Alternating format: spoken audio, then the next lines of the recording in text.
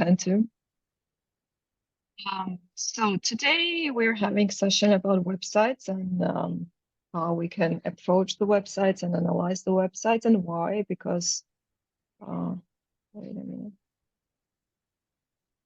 Because a lot of disinformation is spread via websites, and then sometimes those websites are amplified on social media platforms.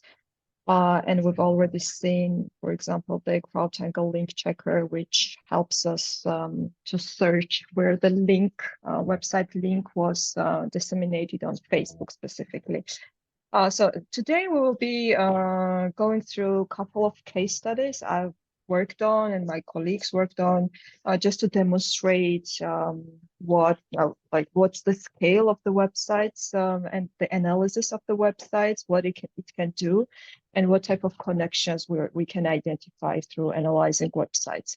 And then we will go through some of the basics, some tools, and some markers we're looking at while we are analyzing websites. And then we will pause for a couple of minutes for practice, of course. I have several websites prepared for you and the practice exercise.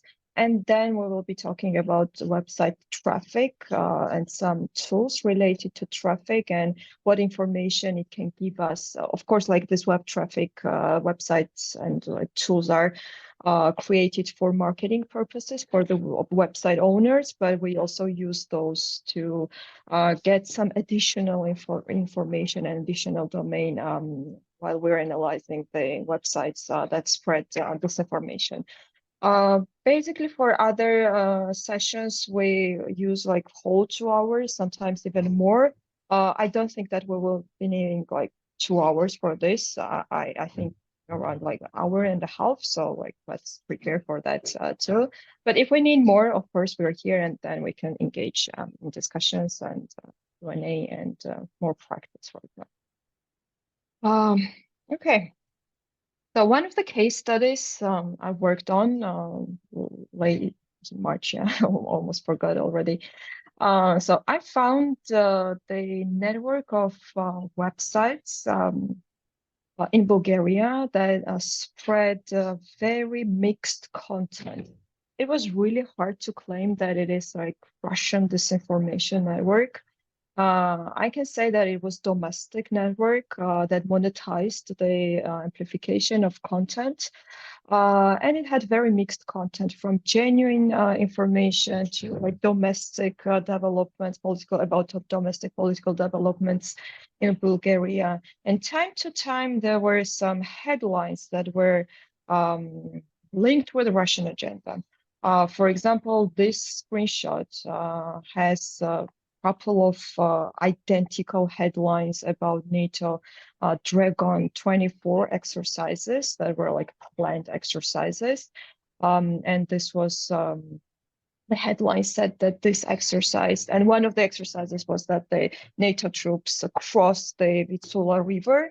And then the headlines claimed that this river crossing exercise meant that NATO was preparing for war with Russia. And you know that this is one of the famous narratives, and then how Russia justifies its hostile attitude towards the West in general. And this is how it started. For me, it was one of the most interesting, how it was amplified. Then I saw that on Facebook it was sponsored, and then this is totally another angle, and we already talked about Facebook amplification. But then I searched for additional information in local organizations, and there are many good counter disinformation organizations in Bulgaria, and apparently they've been also monitoring this network, and they called this network the network of mushroom websites because like they popped up as mushrooms. Sometimes they were disappearing and then like new domains appeared, and it was like the scale was huge, like more than 400, 500, like hundreds of domains linked to a single network, amplified this very strange content and mixed content. And it was like the the investigation was very interesting. But how we were able to identify those hundreds of domains, this is just like one small snapshot of the data I collected and sorted in my Excel. So the name of the websites we found, then the emails associated to the websites, who registered the emails, and we'll be talking about how we can identify the registrants, and the date when the website was created. And on this side, you see that the emails are repeating, and we have similar emails here, and we already can talk about some signs of coordination between these websites. And then we see the dates. Again, if you remember with Facebook pages, we talked about the pattern in creation of pages in terms of dates, and then connecting these timestamps and dates and timeframes to certain political developments to understand like broader context why the pages were created. Similarly, the dates of creation of the websites are very interesting, and we see that some of the websites were created on a single day. Again, in combination with similar registrants and emails, plus the dates. And here again on the right side, we have like similar emails. This means that there is a strong assumption that this network is a network and is connected with each other. So in this case, of course, then we did other layers of investigation. This is not really enough to identify hundreds of domains, and we will go through those tools, how to identify more when we already have up to 10 or even 20 websites, and even one. We will be discussing how we can identify more with one website too. But this is just like starting point. So registrant name and email, and the date when the website was created. Another case study I worked on with my colleague, it was about Georgia. And this network is still operating. And for me, it's like a personal thing to somehow shut down this network. Because so basically the whole idea was that health-related disinformation, this type of clickbait content with clickbait headlines, and you know that this like false cures and false medicine and like this type of content really popped up during COVID. This is already interesting because these pages posted the links to the websites that had this health-related disinformation. And on the banners, on the cover images, there was advertisement of travel agency, which is one of the biggest travel agency in Georgia, avia.g, with the website and the phone number. But of course, like some other people can also do that, and you need additional proofs that this network is truly connected to this huge company, and you need additional information to prove that one of the most popular travel companies involved in this type of network, and we did, of course. And when you clicked these websites, like everything was directed to this avia.g. So the final destination of the links that were given on the website were of official website of avia.g. And the content was machine translated. So there was not like person who was sitting and creating all this bullshit, but like Russian, this similar style Russian content was translated automatically and then was posted on the website. So we did this reverse search. This was about diabetes, that you do not need medicines related to diabetes, and that there is a plant that you can like take instead of medicine, like craziness, of course, and very false. Also, I don't know, it's not even science. And then like I translated this headline into Russian, and then also did the reverse image search for this image and found identical content in Russian with this similar identical image and identical headline. So then I could understand that the content was coming from Russia. And on Facebook, of course, then false accounts were amplifying this content, and some accounts with AI-generated images as well, but I don't have the screenshots. So one of the signs of coordination between the websites I found was that When we went to website page source, and I know that this looks scary, and I also don't understand like everything with this screenshot and all this, I don't know, all this technical information in page source, but there is like information we can understand. We're not with like technical background. And as soon as we look at this information from different angle, then it really becomes clear. So basically, with the page source, you can get information which is hidden for us. Like the information we get is like I don't know, the website with the headline, with banners, with everything, like what we see, I don't know, the time when the link was posted, the content was created, who is the author, etc. Whatever is given there. But then there is back information, which is not visible for us, but it is given in page source. And when you go to the information, the element of the website you're interested in with the mouse, it highlights in blue in this case. It gives the information that this banner was also hosted, this exact image was hosted on totally different website. So in this case, the website is folktips.org. And then this image was hosted on vow.g. And then we checked this vow.g and then found that identical content was hosted there about this false cures and health-related disinformation.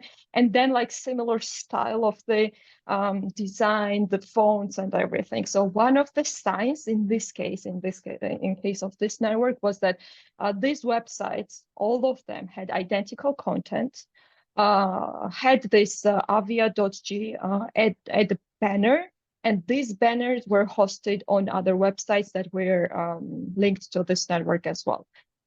So how to do this is, as I said, no, I did not say that. So like you open the website, you do the right mouse click and then choose view page source. And then you can see all these codes and snippets and everything. And then you choose the element you're interested in, and then you see additional information on the right side. In this case, this network disabled the right mouse click, and it said that you are not allowed to copy the content. I don't know why, but yeah, this is what they did.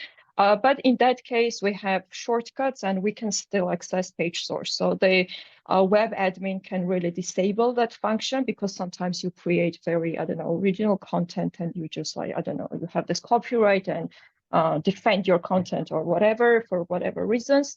But this does not mean that you as researcher or interested person cannot access view page, cannot access page source. You can. And this is more clear visual of the same thing, what I showed with a black background. I had this black background. It's really hard to understand what's going on. So we have this folktips.org, right click, or in this case, shortcut. We choose these elements from this panel. And then with the mouse, we just go with the mouse to this element we are interested in, which in this case is the banner, and it highlights relevant information about the banner. So this image is hosted on vap.g. Is this clear? I think that it should be clear, but if there are some issues, we can like repeat this once again.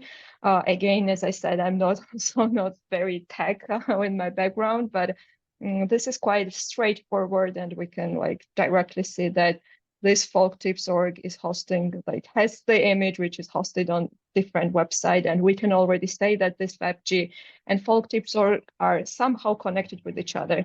And then, of course, we expand our investigation and research, and we will see when this folktips was registered, when the VAP was registered, what type of content do they post, etc. And this is one of the examples to identify more websites and to identify the links between the websites. Oh, yeah. And another sign of coordination between the websites was that they shared the same Google Analytics code, and I'll discuss this codes and AdSense and everything later, and Google Tag Manager. This is one of the great things with the website and how you can identify the connections between the websites. But as soon as you identify one code of one website, this is also in the page source, but some other external tools can also help us in identifying and detecting those codes. Then you can reverse search that code and identify other websites linked to this specific website you started your investigation with. And in this avia.g case, why I don't have, yeah, this is the screenshot. So this code came from official website of avia.g. And basically, besides all that signs of coordination that we already discussed, official linkage, additional layer is that the official website had the Google Analytics code, and all these other websites with health disinformation also shared the same Google Analytics code. So back then, we counted around 71 websites with similar codes with identical content, and that was linked with this huge travel company. And why I said that I want to shut this network down is that my family member who has diabetes engaged with that content. Like, he liked that content, commented something, and this is how it popped up in my newsfeed. And then I started investigating it. And it was like personal, like why my family member is commenting on this stuff about health. And then when I found that like the huge company, which has a lot of resources and I don't know, doing the advertisements and marketing and has many other resources to do that, decided to, you know, monetize the health disinformation and create this clickbait network. So it's not okay. I don't really like this, and I hate this network, to be honest. Yes, we will discuss everything. It was just like intro of case studies, what we can do with this type of investigations, and we will have practice to do the same stuff ourselves, of course. Another example, if you remember, I mentioned doppelganger. I think Facebook analysis or maybe InfoOps analysis. This is one of the biggest online operations targeting European countries with anti-Ukrainian content, with pro-Russia content. And they also used, like we discussed, Facebook assets, but they also use websites, and investigating those websites were interesting. So one thing is that there are some networks for monetization purposes, or I don't know, spreading certain content in different countries. But in this doppelganger case, they also create the clone websites of genuine media outlets. And sometimes you can have content not in Russian, but I don't know, in German language. You see that the name is really almost similar to the very German reputable media outlet, but it turns out that this is Russian website and the network of huge doppelganger operation, and investigating this type of websites are also very interesting. So one of the cases we had was that one of the pages that was linked with this doppelganger operation posted the link to Telegram channel in German. It's really hard to identify that this is Russian operation on surface, but we can do. And then in Telegram channel, they also promoted one of the websites, anarchy10 or something, .de, so the German domain. And then we investigated this domain to understand the origin. And there are many tools to identify the origin. And the IP location of this website was St. Petersburg. And again, from page source, we could identify that one of the content, I don't remember which element, but I think the image was hosted on this additional website, ana.de.net. And that one also was hosted in Russian domain. And then additionally, you can also identify the email registrants, as I said, and then one of the websites that shared the same email address was based in annexed to Crimea. So like initially the website that operated as German media outlets ended up to be managed from Russia. So That was one of the investigations we did. And this is one of the examples also of this doppelganger and obscured website. So on the right side, we have original welt, and on the left side, we have fake. And in this case, we really need to pay attention to the URLs because then we understand that this is not the real one and the genuine one. But if we don't pay attention to this, then all this design and fonts and I don't know, the style of the website is like identical. And it's really hard to detect that we are having this fake website and consuming information from fake website. One of the ongoing investigations I have at the moment, one of the financial, I don't know, like international financial scam decided that it was really interesting situation now in Georgia with all this protest and everything. And suddenly in my newsfeed and everyone's newsfeed, fake local media outlets popped up with the headlines about the protests. And it's like they lured the users into clicking this website because the headlines were very catchy about the protests, about the government and everything. When you click the websites, you opened fake news outlet that cloned one of the Georgian media outlets. And then the final link was to fake investments and false investments. So that's also interesting. So basically, we discussed two types of examples or cases, one with like proper Russian disinformation with Russian messages and with political goals of spreading disinformation, and with this avia.g and the last case I mentioned, it's about like financial gains maybe, or for the marketing and advertisement purposes to be engaged in these website networks and spread health-related disinformation. So to go to basics, and now let's try to do this everything together, and I'll explain some of the tools to you. And again, to go back to these codes and analytics and everything. So I mentioned the IP address, and this is basically this is address for Google. So we type google.com, but like machine does not really understand that. And this is same with the internet. Of course, this like text generation and text detection is developing very fast. And with the ChatGPT, we can already see the results of that. But basically, we can say that the machine, computer, internet can understand numbers better. So IP is basically same as google.com, but it's computer friendly. So computer understands, the internet understands what you want, because google.com is not that understandable. And to continue this, domain is google.com. And in this case, it's human friendly. Because imagine if we did not have these letters and we had to memorize all these domains in IP addresses and numbers, this is crazy. We could not really go to those domains. This is what we memorize, right? Google.com, BBC, or whatever. So this is the term. DNS is also very important, which stands for Domain Network Service, which is a protocol that translates IP to text and text to IP, and it's like works vice versa as well. And the URL, a web address that contains additional information as well. So google.com/something is like whole URL address of the website we attempt to open and go to the website, for example.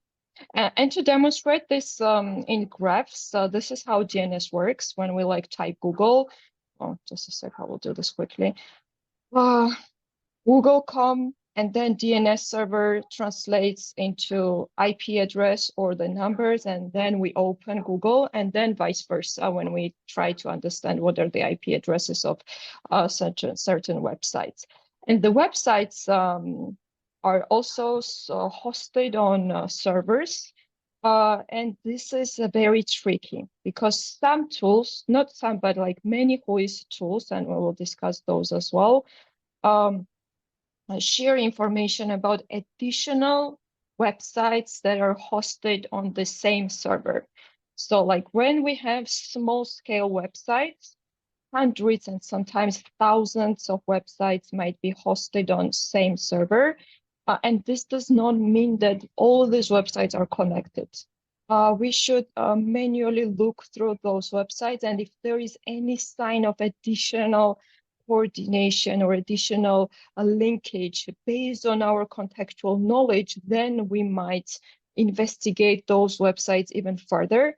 But the fact that one server is hosting hundreds of domains, even if one of the domains is, for example, Russia Today, for example, we know that very famous Kremlin-controlled media outlet, this does not mean that all the other websites are also linked with RT and that they are sharing the same content. But if we're talking about dedicating hosting, that like one server is hosting, I don't know, like 5 websites which are also linked with each other, and there is one dedicated hosting, then of course we can say that this is coordinated, or that there is like one server and it's not linked with other websites as well.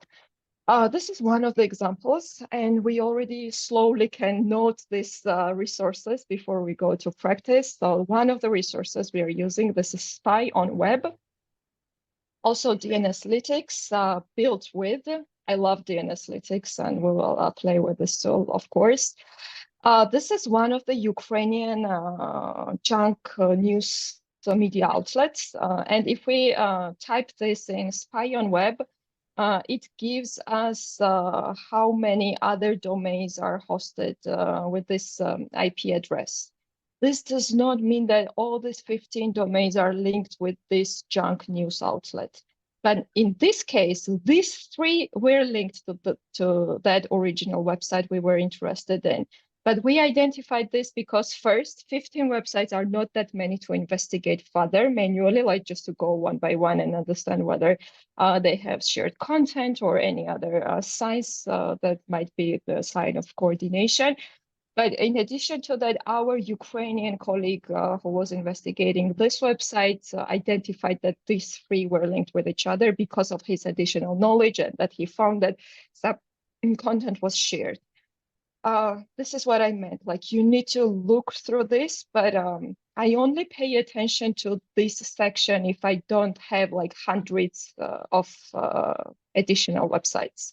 If there are like 15 domains, 20 domains, even, I don't know, even up to 100 probably, then we can somehow like go through those websites and attempt to identify, but only this sign is not enough to claim that these websites are linked. So even if we found these 3 in this case, then we need some additional context and additional signs to claim that these websites are linked with each other. So that's about the IPs, because we always get that question when we investigate something very, very, I don't know, disinformation outlet, which is famous or, I don't know, popular, or engaged in disseminating fraudulent agenda, and then other websites are linked with the same IP address. Again, this does not mean that they are linked with each other, and we need additional contextualization. So how we can identify this dates of creation, the people who registered the websites, also the registrant company, for example, or the emails associated with the website. Everything, like all this information, is given in Whois request. And if you, I don't know, the Google this Whois request, you will find a lot of resources that can give you that information, and I will list some of those as well. So basically, this gives information about person, company, hosting server. Sometimes we get information when the information is hidden, basically, or the information about the hosting companies or the registered company is given, and not the actual registrant of the website. So if there is a company which registers domains, I don't really need that information if it's not linked somehow to my investigation, because that company might have this like company phone number for, I don't know, hundreds and thousands of domains, and this is not really helpful. And very sadly, in the last couple of years, we see these type of results, and you really need to get lucky to get that information, because these registrants also learned to play around these tools, and they hide their information, and they have that right. So they have the right that this information is not public, for example, for everyone.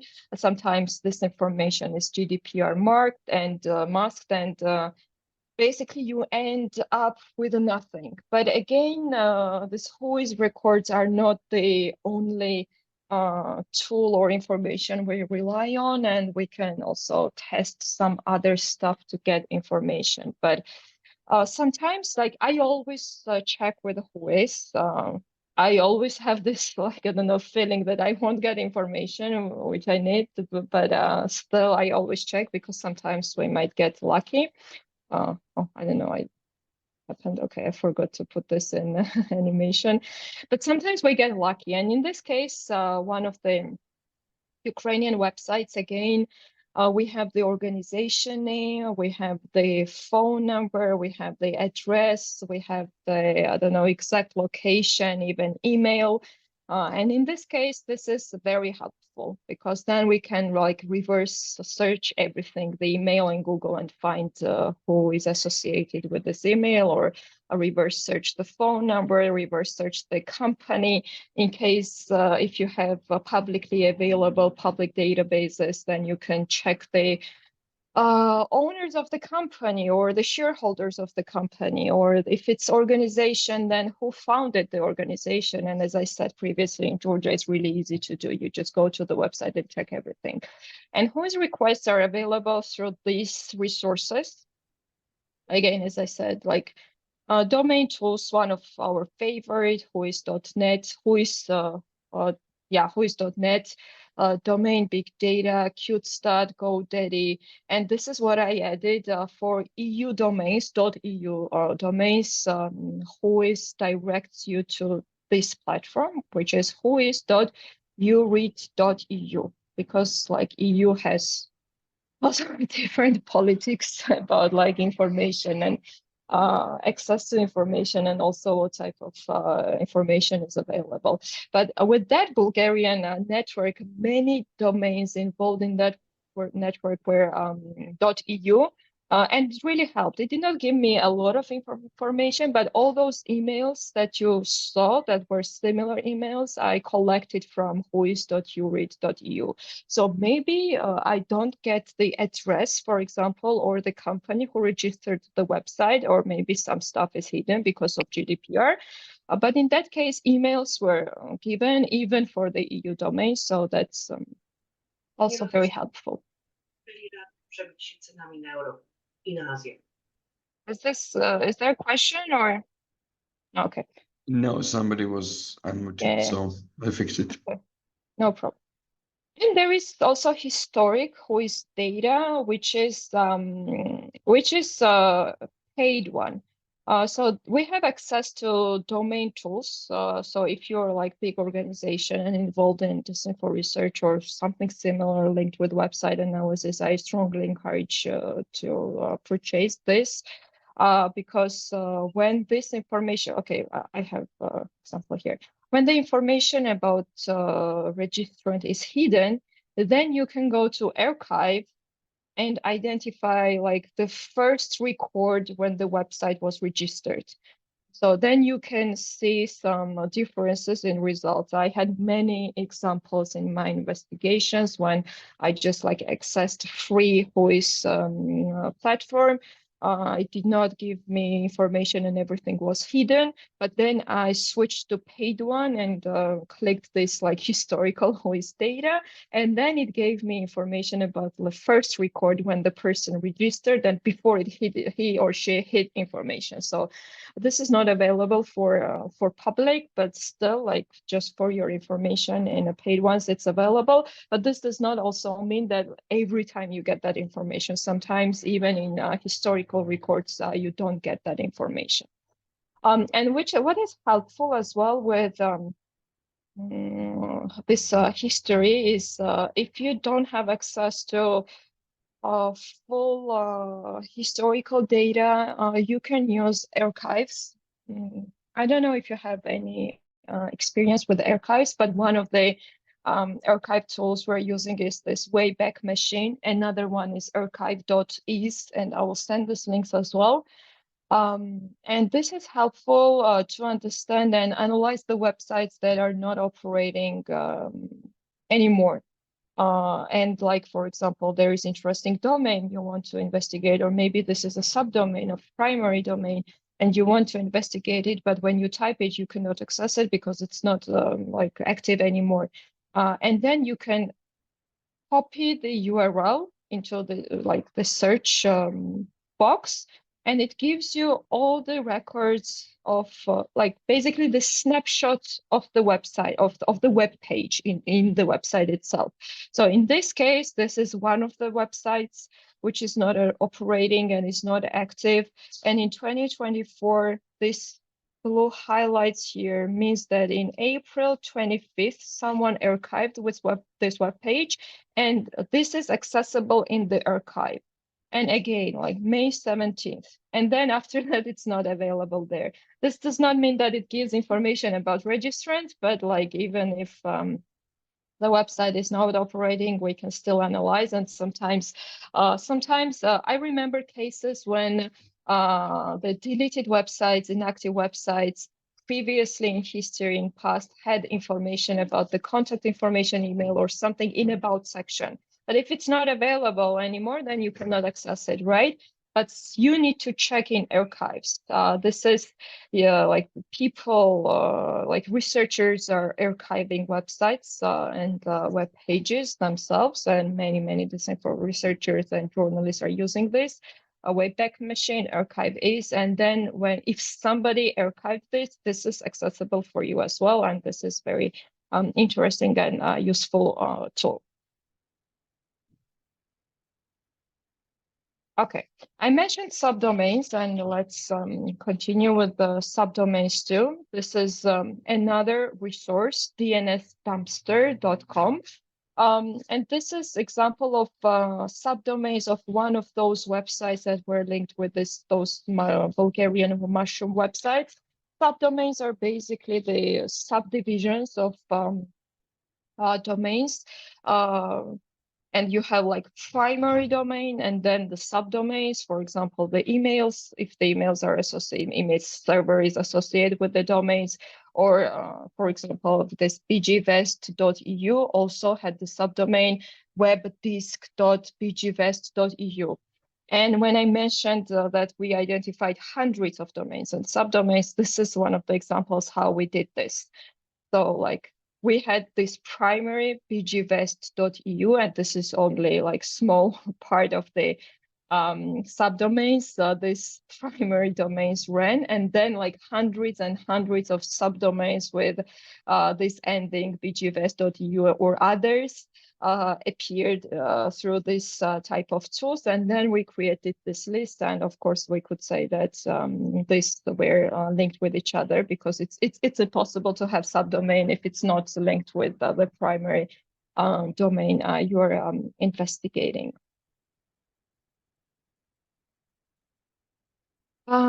To mention this page source code, once again, as I said, that this is information which is not visible at some point for us. It is not displayed, and we access page source to get additional information.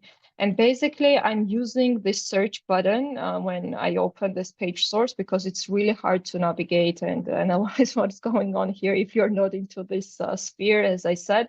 And I'll give you some of the like formulas and keywords, what to search for, so it's easier for you to navigate and that get information. But even without accessing page source, whatever we need is almost like everything, almost everything is available through those DNSlytics, domain tools, and those tools that I mentioned, because they retrieve that information. But at some point, if we say that, for example, the tool has technical glitch and we cannot not access that information, we should be able to open this page source and identify that additional information ourselves. And that's really important. So this is the information we get from page source code. These are advertising codes, analytics codes, tag management, and some code snippets that contain timestamps, modification dates, usernames, or that like other websites that hosted the same image, for example. We also had case when image was published before the content was published. So image was repurposed and timestamps were accessible from the page source code. So that's quite interesting. The first one is Google Tag Manager, and it's good to like memorize, but I will of course remind you during the practice. This gives ability to website managers to analyze information and the tracking, for example, site analytics, remarketing, etc. And this is given through this type of code, so GTM, and then followed with these letters. So this is the unique code. And usually, when you register to this Google Tag Manager, you can do this multiple times and have unique GTM codes for each website you operate. So if you want to avoid detection, then you can do that. But this avia.g guy was quite lazy to do that and had all this, like, I don't know, codes, all this like 71 websites with one single code, and it was really easily to identify the connection.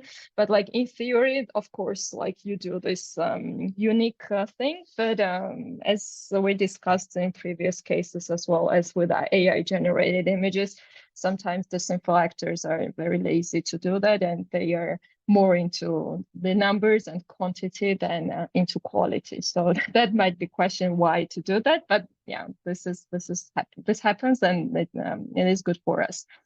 And then, so when you open the page source, you can just type in search, Control F, for example, if you're using Windows, type GTM, and then identify this unique one, the code, and then reverse search the code.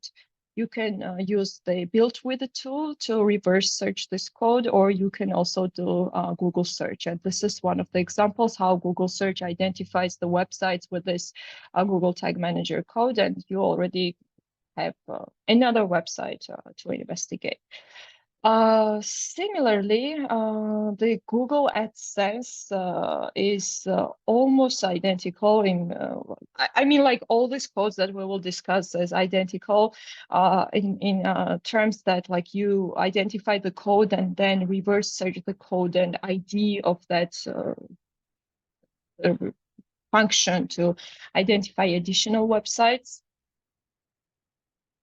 These are basically, this Google AdSense is behind all these banners or advertisements. And when you, for example, search for something you want to buy, then you see all these advertisements on different websites, for example, and this is managed by Google AdSense. And we talk about Google, but there are other tools as well. For example, there is like Yandex. It's if I'm not wrong, I'm not really seeing those in our investigations, but it's not only Google-based. This is what I wanted to say. And in this case, we need to take this. The main thing is pub, and then followed by numbers. Or like I sometimes do search with like Google and then search for results with this Google keyword, and it might find this pub as well as Google AdSense, as well as like Google Analytics. And then again, as we had with the Google Tag Manager, we can reverse search with a built with tool, this Pion Web tool, the DNSlytics, or like do the same thing as we did previously, do the Google search. And this is what we get. For example, when we identify this unique code and search for that code, then we can, in this case, we identified 8 additional domains that also use the same Google AdSense code. Google Analytics is very helpful as well. This is basically about information, to get information and collect information about website traffic. This is available for website managers as well. This is the old one because around a couple of months or maybe a year ago, Google changed this policy, and there is a bit different one, but basically, in terms of like disinfo research, like many things did not really change, and we will see the new one as well. But this can be found by this, like UA and then followed by numbers. And again, with these tools that we already discussed, we can reverse search this code and identify additional domains. And in this case, this German news, I think it's like fake website. The Google Analytics code that was used here was also used by 29 domains. And the new thing is GTag, but some websites also run this old Google Analytics code. So it's always good to check UA followed with numbers because it's really useful. And does not mean that like everyone switched to this new GTag, but like GTag is also identifiable through DNSlytics, which is very good for us. And the type of code here is G followed by letters. So basically those numbers with Google Analytics gives us information how many domains shared the similar code. Those letters don't give us that information, but this is the only major change for us as disinfo researchers and analytics. But like other than that, that information is also available in page source, and through DNSlytics, we can also reverse search this information. And this is how reverse search results look like. For example, if you access DNSlytics, from this function, you can choose IP search, domain report, like the reverse search of codes. If you type domain, for example, as I said, DNSlytics will identify those codes that we already discussed. It can be, I don't know, Google AdSense, Google Analytics, Google Tag Manager, and then it does reverse search for you, which is very helpful.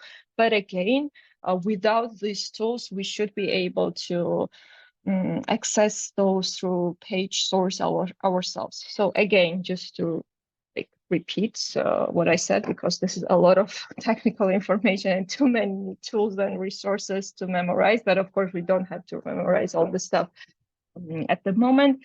Right click on the page source, and then through search button function, we search for this keywords and letters. Let's pause now and go to this table game or practice. You have several domains here.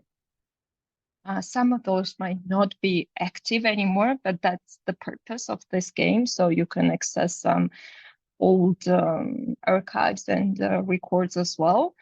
Yeah, you have 5 questions, 1, 2, 3, 4, 4 domains.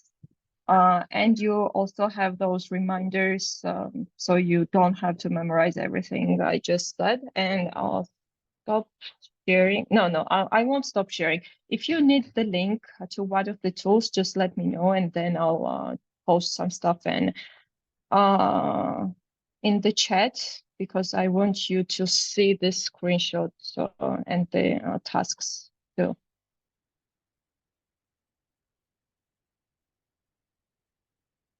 So first question is, we have this domain, southfront.org, and the question is it connected to Russia? We can use whois search functions and tools, and one of those given here is whois.is or qtstat.com, or we can go to whois.domain tools. And to get additional context and information, you can also Google that information and like contextualize that question and get the results. Then the second question is if it's active, and if it's not, if you can still analyze the website. And again, the reminder here is to go to Wayback Machine and check the website archive yourselves. Then the third question is if this Ukrainian domains UA have any subdomains, if it has some subdivisions and domains. And again, reminder here is to use DNS dumpster.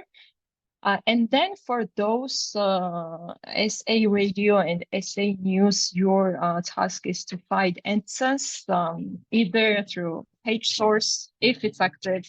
If it's not, then use the dnslytics.com and find AdSense, find Google Analytics codes, and then reverse search those codes and identify additional websites linked to those two websites. And also additional question maybe here is, are those the two linked with each other too? SARadio.com and SAnews.com. That's the task. Of course, we will take time because it's not the task you do in 2 minutes as we did with image reverse search, and as much time you need because we have time today.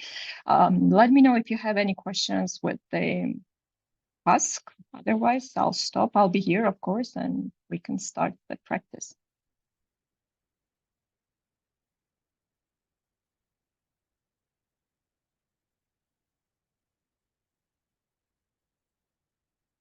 Just confirm that everything is clear and you started. Not right away, just give others some time. Maybe you just note the answers for yourself and yeah. Oh, up.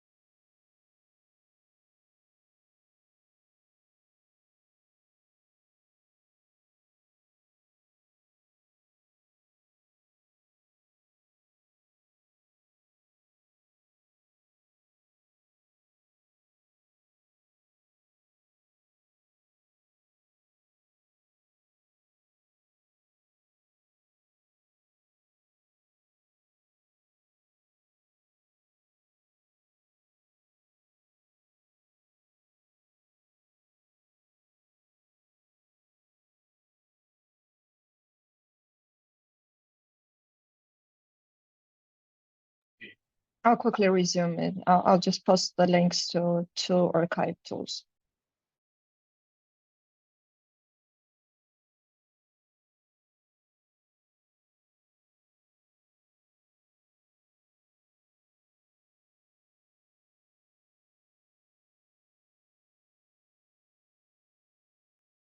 So this is one.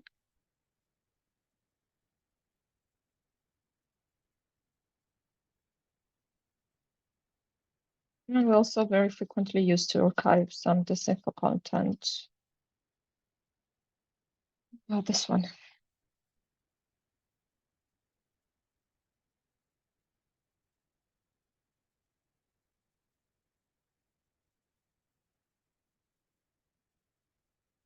So the second one has the feature to archive the content, and then with the button, if I'm not wrong, button or top, just close the web and forgot. Yeah. Yeah, the below is I want to search the archive for saved snapshots. So the black one is for to search for archived ones, and the red one is to archive the content which is live.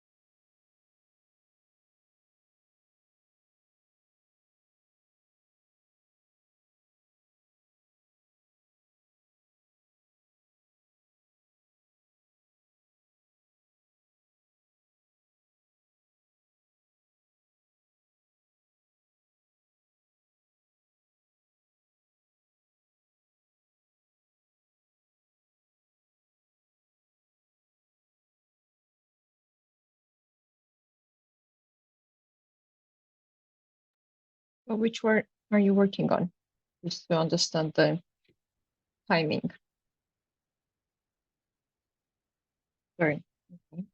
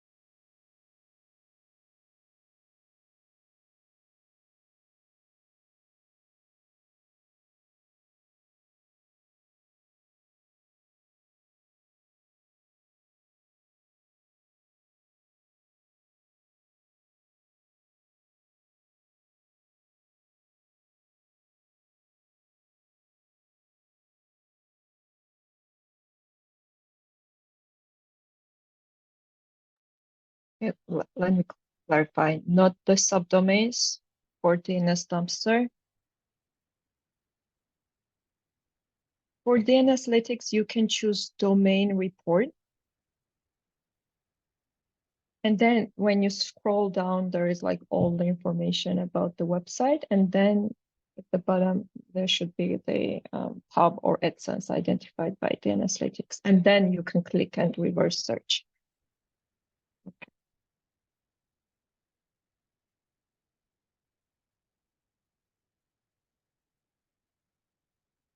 For subdomains, this is the section you need in DNS Dumpster. Again, there is like additional information up there, and then at the bottom, or maybe not at the bottom, but in the middle, then there is host records, and then you will see the list of subdomains.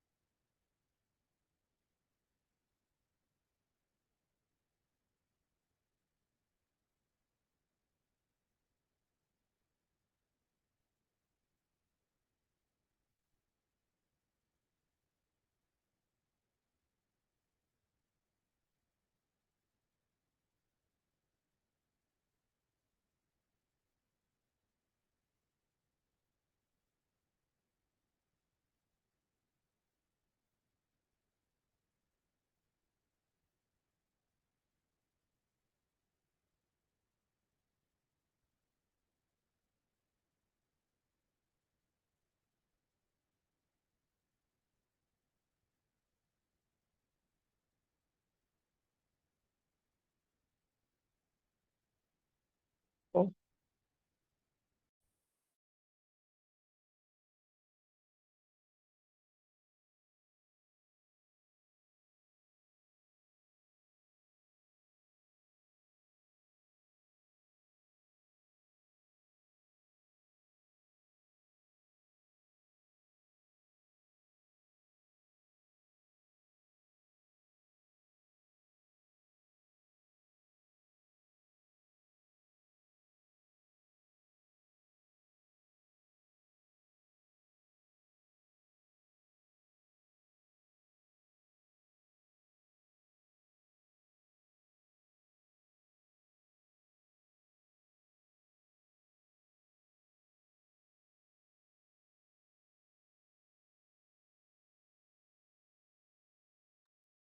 So how about if we take additional 2-3 minutes and slowly summarize this exercise?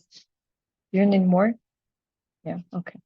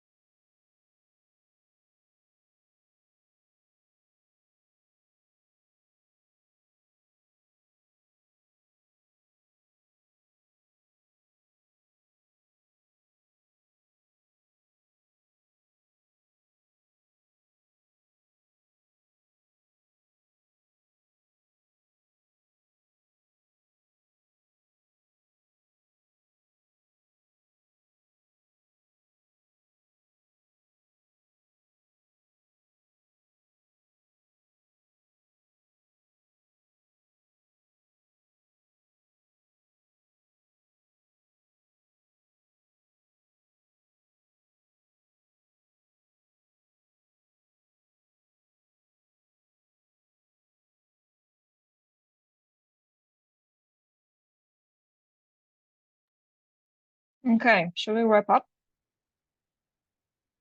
Do you want to share the process? Was it easy? Was it complicated? Was it new for you? What did you find interesting? Armand, do you want to share? Complicated. Okay. Which parts?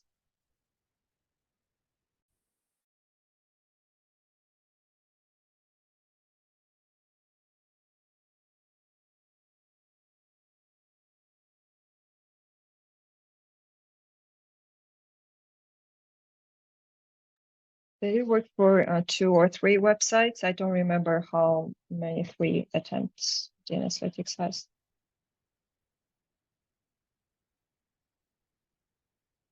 But as I said, you can also Google search. Maybe you get like all the results and all the websites, but even with DNSlytics, the free access has a limited number of the domains it provides. Yeah.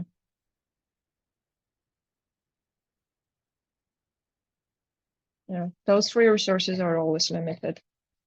But in terms of like process and understanding what we are researching when we are doing websites, and like basically the main idea when we analyze websites is to understand whether they are linked to something bigger and to identify coordination.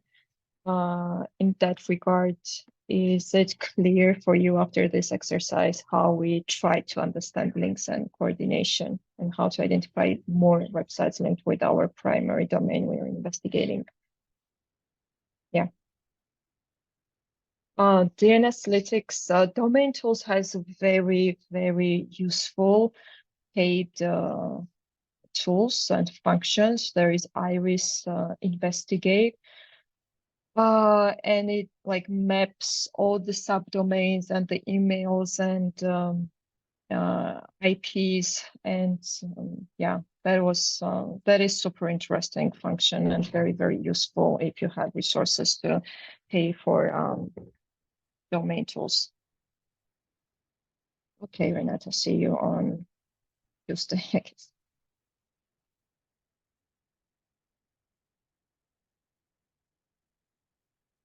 With archives, was everything clear? The domain tools.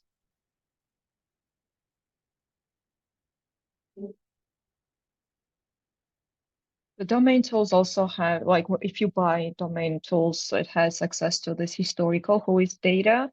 And also this Iris Investigate is one of the functions, which I said maps all the subdomains and related IPs and emails, everything together. But still, those couple of free accesses really helps us to at least start an investigation. And then if we deal with like bigger network, then you can always partner up with bigger organizations to research something and all the stuff together. Archive is easy, yes, and I use Archive very, very frequently, almost daily. When I scroll, for example, and find something interesting, and I think that this might be worth digging, but like I don't have time to do that at the moment. But I also think that this post, for example, even on social media, might be deleted. I archive those posts through Wayback Machine or Archive-is, and then I go back to the tools or to the post I want to investigate. Of course, you can always screenshot the post, but then you don't save the link itself. So even if the post is deleted, for Facebook posts as well, Twitter posts, tweets, or these archives are very useful. For southfront.org, it's inactive. That's true. That's why I brought this. They changed the domain. Oh my God, I had this open and I forgot. If I stop sharing, I have it in main browser, and they switched to another domain. But Southfront is inactive at the moment, but it is almost similar as Newsfront. And you know that Newsfront is one of the Kremlin controlled website which operates in multiple languages based in, again, annexed Crimea. And same is with Southfront. So it creates content, created content, and this new domain creates content in different languages, but it's linked with Russia. It's hosted on a Russian server, reg.ru, if I'm not wrong, and there are many, many reports, even from US State Department, I guess, with all these investigations about that South Front and News Front is one of the pillars of Russian operations. Fourth, no, for AdSense it was it has to be okay. Like, so you researched all those websites. You could not identify SA radio in DNSlytics, or why are you asking? Because I guess it should have. Yeah. So for fourth and fifth, DNSlytics is the tool we use. SA News was inactive. SA Radio is also inactive. It was working for me in the morning, and you can identify the posts from the page source and then reverse image for Google or other tools. And DNSlytics is also one of the tools I brought, but others are also there, and I'll send the list of the tools. Yeah, the free access, but for two domains, which would have worked, it did not work for you. So you can use DNSlytics for two, and then others for two, and then others for two, but there were like up to 10 domains associated to those. And same with POP, I guess, and SA News. And, if I'm not wrong, DNSlytics also identifies the subdomains, but like it's always good to have these alternatives. At some point, this is like a lot, many like resources named during this presentation, but again, we always have to deal with some technical glitches, or sometimes there is a resource and then next day there's no resource anymore, and it's like, I don't know, shut down. This happened to me when I was investigating TikTok, one of the operations on TikTok, and like I had always a list in one of the tools, and then suddenly, I don't know, they decided that the tool, they don't need to operate this tool anymore, and I don't know, everyone was shocked, and it just like, yeah, did not was not active anymore. So in that case, it's always better to have like some alternative resources to research. And as I said, you can always do a Google search for the AdSense and Google Analytics codes, and those will help as well. Okay, I think that this exercise took a lot more time than I thought, and maybe we will use a bit more time. I'm not sure if we need like 30 minutes, but still, let's continue. There are like several additional points I want to make, and I hope it won't take too long, and I hope it's not very complicated. But again, when you're dealing with this website for the first time, it's really hard to digest. But as soon as you start practicing, then it becomes clearer and easier. So don't be afraid of this, like codes and everything. As I said, the pictures, this is one of the examples. When the news was published, but the picture was repurposed and is old, and the data to retrieve dates from the page sources is also very useful.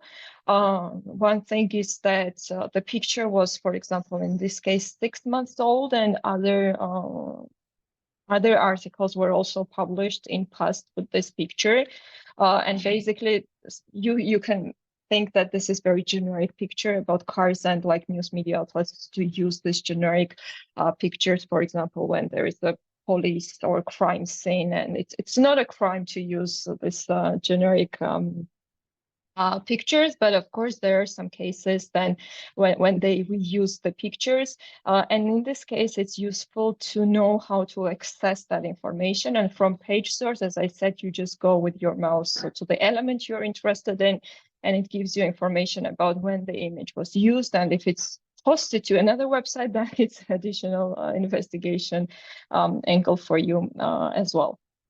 And this picture, as I said, it was used earlier. multiple times.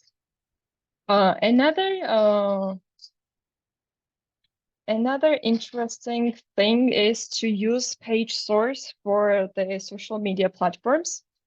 And let's take this very generic, again, like random post. And there is a comment.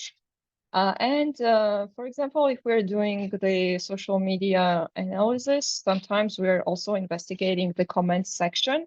And in comment section, sometimes there might be, I don't know, inauthentic users posting or the identical content, etc. And sometimes timestamps of those contents and comments might be interesting as well. But this comment, for example, says that what's wrong with my yeah, this one says that it was posted 42 weeks ago, and now you need to like open the calendar and like, I don't know, track 42 weeks back. It's not very wise to do so. So we can open the page source again from the element we are interested in.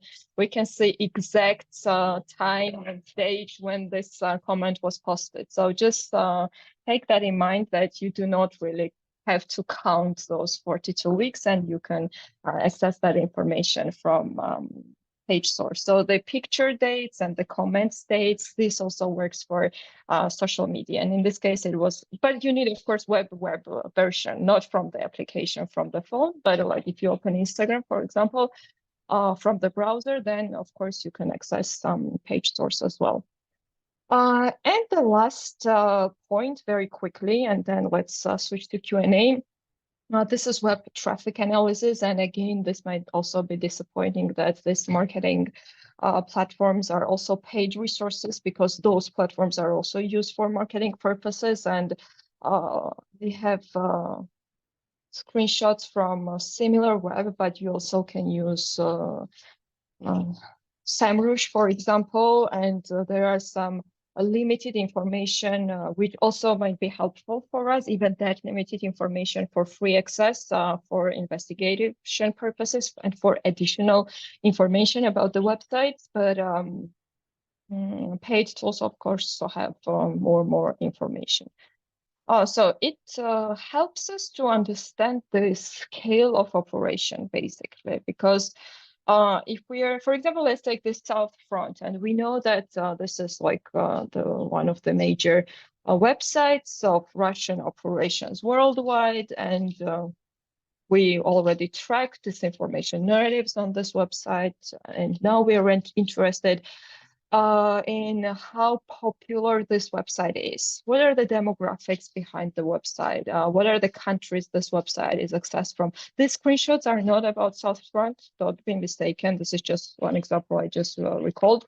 And basically that helps us to understand the scale, amplification of the website, and just additional stats that would create and give us like broader picture and broader understanding of the website. Yeah,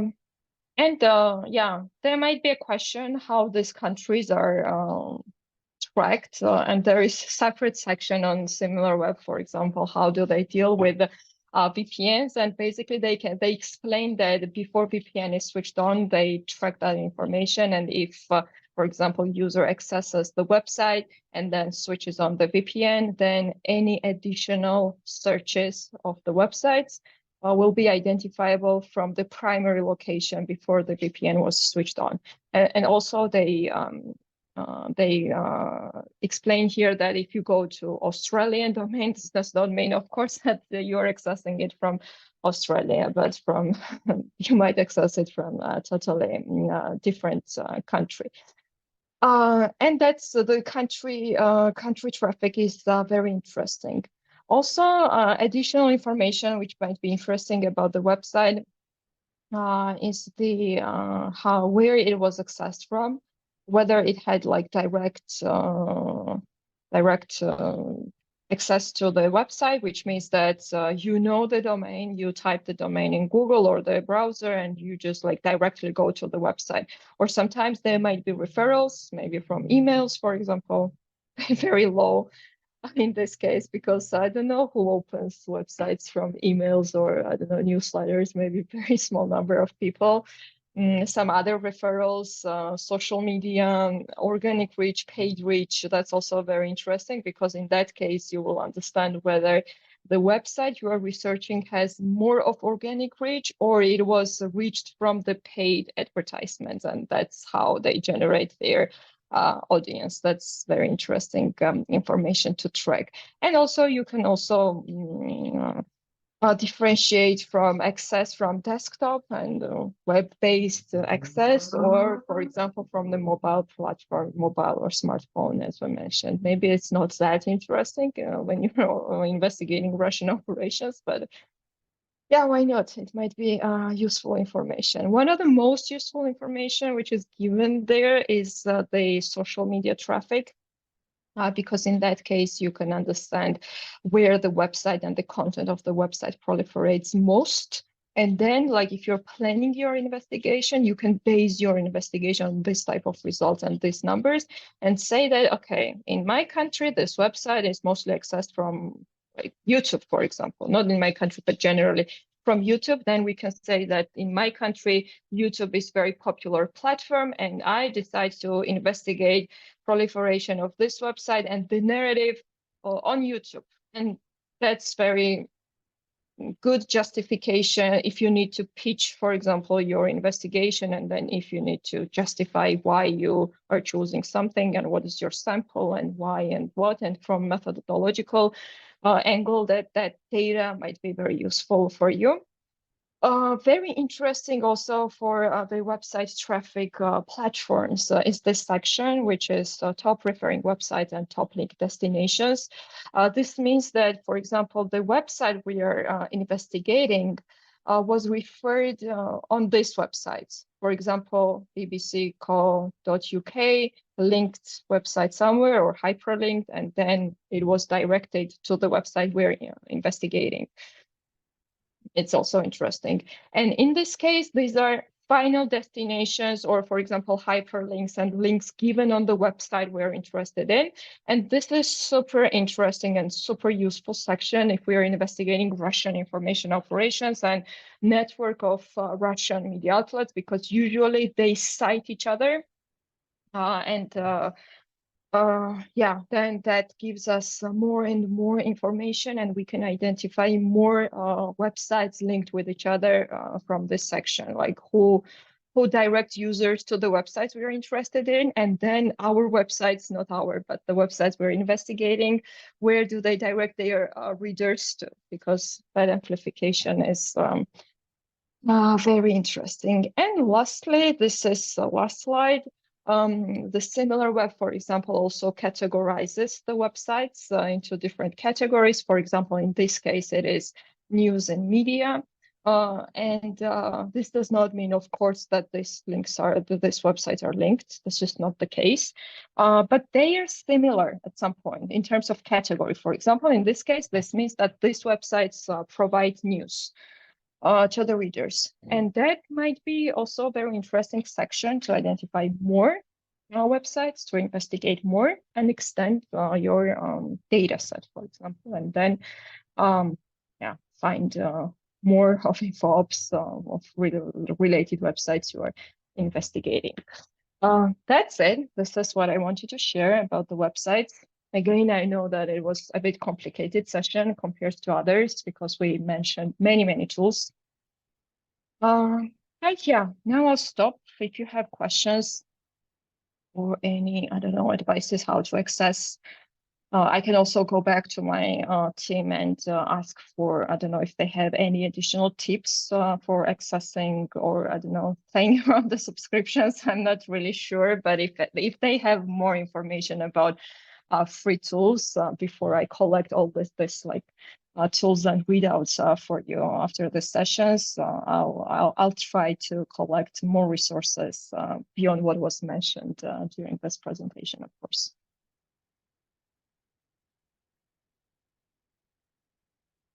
Yeah. Okay. Let's the page and the date, the posting of the element. I'll go to one of the first slides. Just a second. Very straightforward.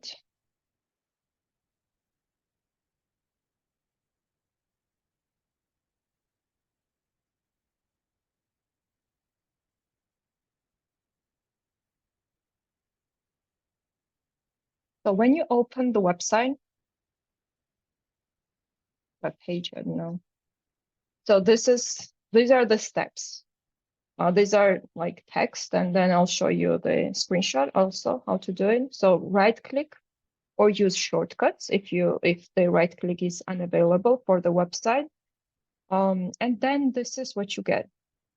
Something opens here on the right side, and then you go to the element you're interested in. Don't click here. You just go to this one, and it is highlighted. So the original one is with original colors like this here. And as soon as you go to the element you're interested in, it is highlighted. So if I go here, this is a screenshot that's not working, but if I go here, then this one will be highlighted, and then relevant information in the page source section will be highlighted as well. So in this case, this is highlighted and this is highlighted. So this means that this section is description and additional information of the element I'm interested in. And if you like, this is cut and does not provide the screenshot additional information. But in this case, this means that this image was hosted somewhere else. If you're interested in date, you just go to additional stuff and you see the time and timestamps of that element as well. So basically, you just need to identify the element you're interested in and then identify which part from the page source is highlighted here. Just once again, with the shortcuts.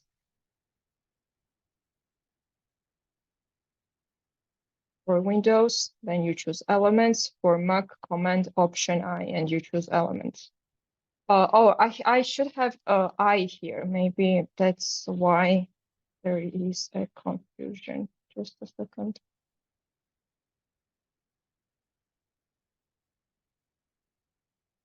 I. This is what we need. It's not L, it's I. This is I as well. Inspect, basically, it stands for inspect, and maybe that's easier. Arman, is it clear?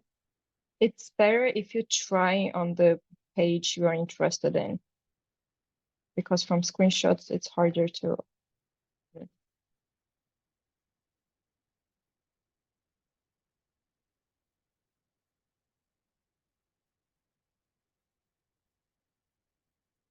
Anything else?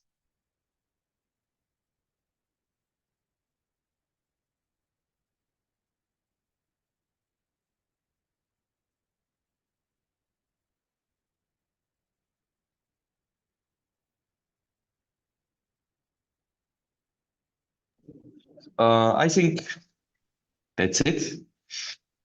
Okay. Once more, Sopo, thank you. It was really useful, and hope we will use it future days. Hope so.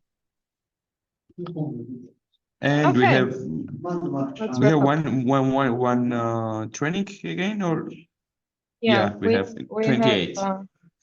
Geolocation session.